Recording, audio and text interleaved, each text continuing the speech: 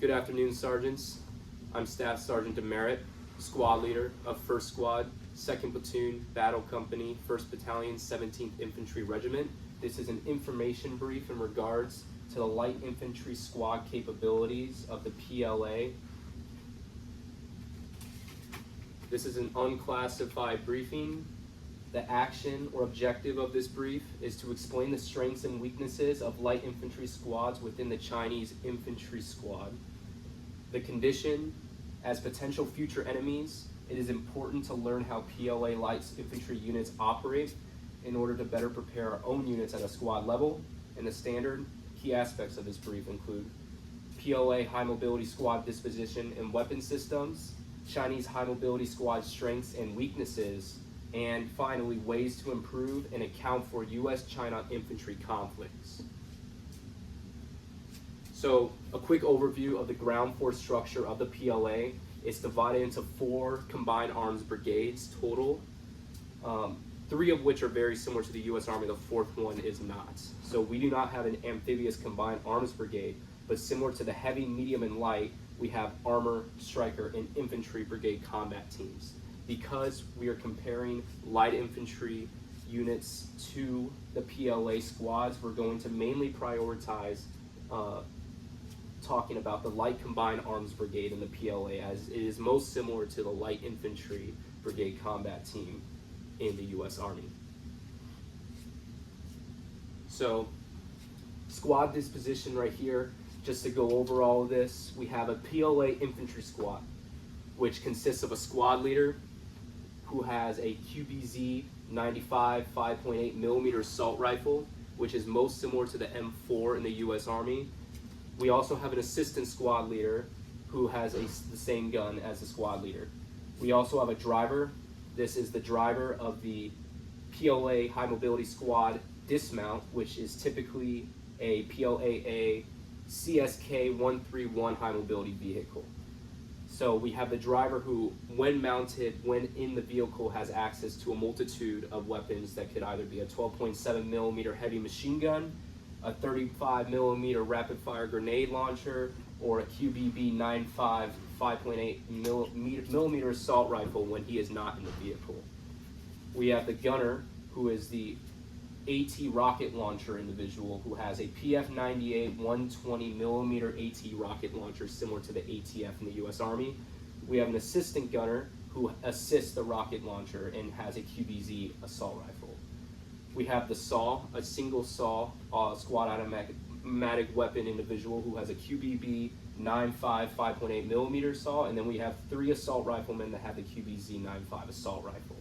It is important to note that PLA squad division typically is divided into 2 teams without a team leader that each support a vital weapon system, either being the SAW for one or the AT, the PF-98 for the other. As mentioned earlier, they use this vehicle right here, the CSK, and also worth noting is that typically one of these riflemen will be switched out with a marksman who uses a QBU-88. So for weapon systems, first we have the QBZ-95 assault rifle. Its ammo type is 5.8 by 42 millimeter. It has a 400 meter range of effective fire, of 40 to 100 RPM for practical rate of fire, and that typically holds around 30 rounds. Second, we have a PF-98 anti-tank rocket launcher. It uses 120 millimeter rockets, similar to an ATF in the U.S. Army. It has an effective range of 400 meters, but a max of 2,000, and it has about 30 kilograms of weight. Next, we have the SAW, the QBB-95 SAW. It has similar ammo type to the assault rifle. The biggest difference between this and the QBZ assault rifle is that this has an 80-round drum instead of the 30-round magazine. Now we have the QBU-88 marksman rifle, which is interchangeable in these squads. It uses the same ammo as the assault rifle and the SAW. It has an effective range of 600 meters, and it has a sighting range of 800 meters. It usually has a magazine capacity of 10 rounds. And finally, we have the pistol as sidearm. It's a QSZ-92 semi-automatic pistol. It has 5.8 by 21 millimeters, so different from the assault rifle. Range of effective fire of 50 meters, and usually carries about 15 rounds. Important to note here, the individual in the high mobility PLA squad who is using the PF-98 rocket launcher does not have any other secondary weapon except for this, the QSC pistol. So the biggest strengths and weaknesses of the PLA high mobility squad. So first, strengths.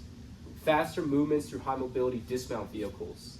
So this is in accordance with the fact that every high mobility infantry squad in the PLA has that dismount and mount vehicle, meaning that they can get from objective A to objective B a lot faster, increasing their maneuverability and firepower when they're using the vehicle. Second, they have an addition of a sniper rifle, which is unlike US Army squads, which gives them a max effective range capability that is beyond our own. Weaknesses. So there's no designated team leaders, meaning that squad composition is harder to divide. It has an ATP rocket launcher that's ill-equipped for non-vehicular combat due to the fact that it has no assault rifle, only the pistol when it is out of range or too close to enemies. Finally, it has less fire superiority capabilities as it only has one saw when the US Army has 2 saws.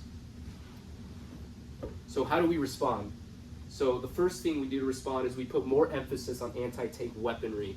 We already have typically a javelin in weapon squad, but we need to put more heavy emphasis on typical squads when we're facing a high mobility unit because they will almost always have that high mobility dismount vehicle with them. Second, we need a strong aggression to attain fire superiority. We have the ability to maintain fire superiority as we have a second additional saw, and they have a marksman, meaning that we can close the distance faster on them, and we'll be able to maintain that fire superiority much longer and much more efficiently than the PLA would be. Finally, heavier disruption to breakaway vital squad elements and closed distance. I already went over the closed distance, but as I stated earlier in the disposition, they don't have team leaders, so if we divide the unit into different groups, they'll have less leadership and they will be more disorganized, meaning that we can capitalize and take them out. If there's no questions, this concludes my brief. Thank you.